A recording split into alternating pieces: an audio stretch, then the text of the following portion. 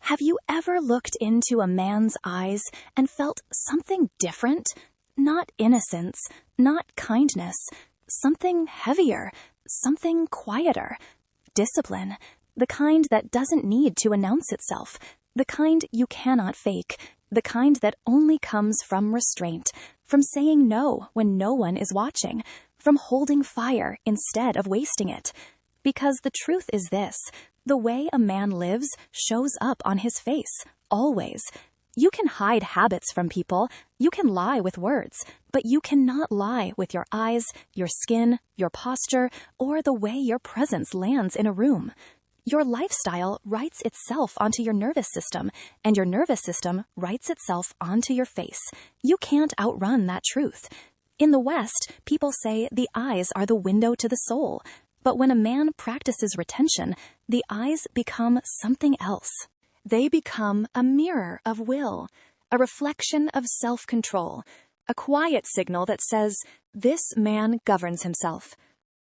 Your face is not just flesh and bone. It is a broadcast, a signal tower. It tells the world how you think, how you feel, how you handle pressure, how you deal with desire. It reveals your hormonal state, your energy reserves, your stress levels, your confidence, your shame, or your strength. Before you speak, people read your face. They feel your presence before they hear your words. A man who cannot control himself wears it. There is a softness in the eyes, a dullness, a subtle exhaustion. His posture leaks energy. His expression is scattered. His gaze searches, but it doesn't hold. It wants something, it needs something, and everyone can feel that need, even if they don't know why. But a man who restrains himself looks different, not aggressive, not arrogant, calm, grounded, still. When you look at him, you don't see hunger, you see direction. We talk a lot about attraction in simple terms: symmetry, clear skin, sharp jawline, muscle, leanness, vascularity. But these things are not magic. They are signals. Signals of internal order. Signals of a body that is not constantly inflamed, exhausted, or recovering from self-inflicted damage. Muscle and leanness signal survival readiness. Clear skin signals hormonal balance. Strong posture signals nervous system stability. But the face signals something deeper, full system alignment. The face tells the story of how a man spends his energy. When a man constantly relieves himself, his body never gets a break. It is always recovering, always recalibrating, always chasing baseline again. Hormones spike and crash. Prolactin rises. Testosterone dips. Dopamine gets fried. Inflammation increases. Sleep quality drops. And you can see it. You see it in brain fog, in slow reactions, in dull eyes that don't fully lock in a posture that collapses forward, in a presence that feels faded, like the lights are on but dimmed. But when a man stops collapsing into the urge, something shifts. The body listens. The system reorganizes. It's like a nation no longer fighting random wars and finally moving into strategy. Like an operating system that stops wasting resources on background apps and redirects power toward higher function. The body stops fighting itself and starts building. Energy that was leaking now has somewhere to go, and it goes upward.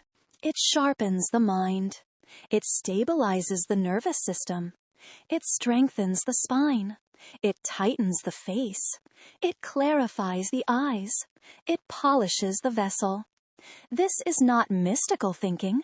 This is biology responding to restraint. After sustained retention, one of the first major shifts is prolactin. This hormone floods the body after release. High prolactin is linked to fatigue, low motivation, poor skin quality, weaker testosterone recovery, disrupted sleep, and increased inflammation. When prolactin drops, the entire system breathes again. Thoughts get cleaner, recovery speeds up, inflammation calms down, skin quality improves, sleep deepens. The nervous system stops buzzing and starts grounding.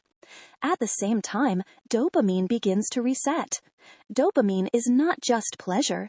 Dopamine is drive, direction, motivation. It tells your body what matters and how strongly to move toward it. When dopamine is constantly overstimulated by artificial highs, the system dulls. Nothing feels rewarding anymore. Motivation disappears. The face loses expression. The eyes lose life. But when you stop flooding your brain with cheap pleasure, dopamine sensitivity returns. You don't need extremes anymore to feel alive. Your baseline rises. You wake up sharper. You feel clearer. You want to build again. You want to move forward. Creativity comes back. Focus comes back. Hunger for growth returns. And because dopamine directly affects muscle tone, posture, facial expression, and emotional signaling, your face starts to change. Not in a dramatic overnight way, in a quiet, unmistakable way. Your expressions become more natural. Your eyes stop darting. Your jaw relaxes but stays firm. Your presence feels more whole. The human part of you comes back. Instead of looking like a depleted man chasing relief, you start looking like a man moving with intention. Your face becomes coherent. Your skin improves because your body is no longer inflamed. Blood flow improves. Oxygen delivery improves. Cells receive the signal to regenerate instead of just survive. The dullness fades. The glow returns. Not a fake glow, not a cosmetic glow, a biological glow. The quiet shine of a system in balance. Sleep improves, and sleep writes itself onto your face. Dark circles fade, puffiness reduces, dryness disappears. Your skin starts holding moisture again because hormones are no longer fighting each other. And the eyes. This is where the change becomes undeniable. Men often report that their eyes don't just look brighter, but steadier. There is a stillness behind them. A weight, a gaze that holds instead of searching. It doesn't flinch. It doesn't beg. It doesn't chase approval. It sees, and it stays.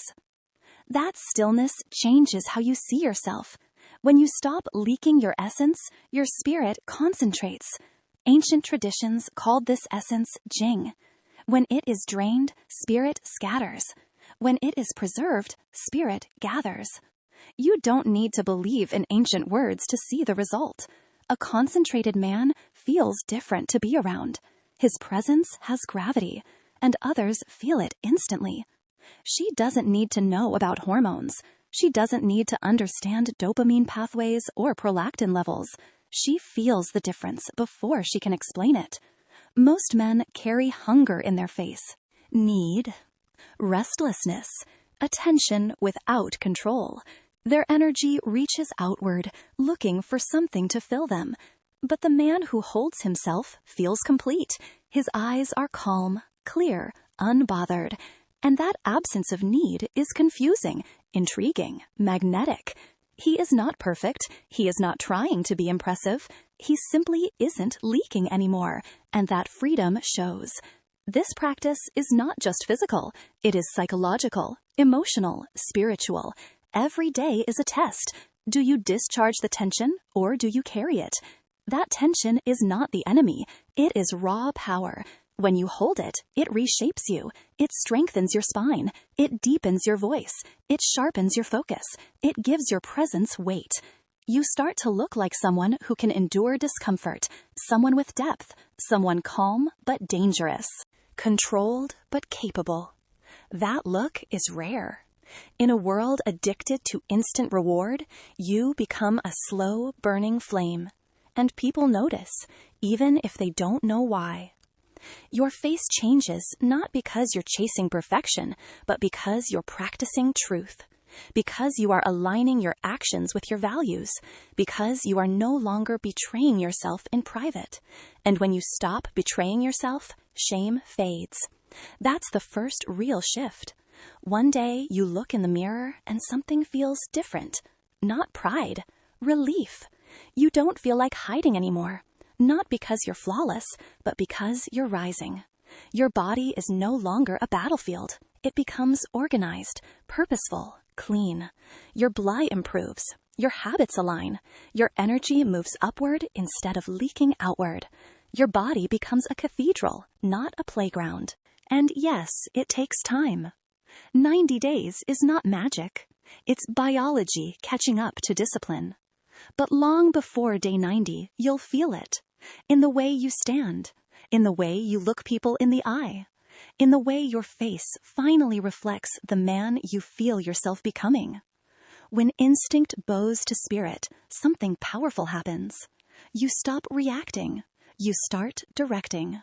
One day at a time. One urge at a time. One decision stacked on another. Until the man in the mirror finally matches the vibration you felt calling you from inside all along. If you're still listening, it's because that version of you already exists. He's not distant. He's not imaginary. He's waiting for you to stop leaking your power and let him come forward. And when he does, the world will feel it, even if it never understands why.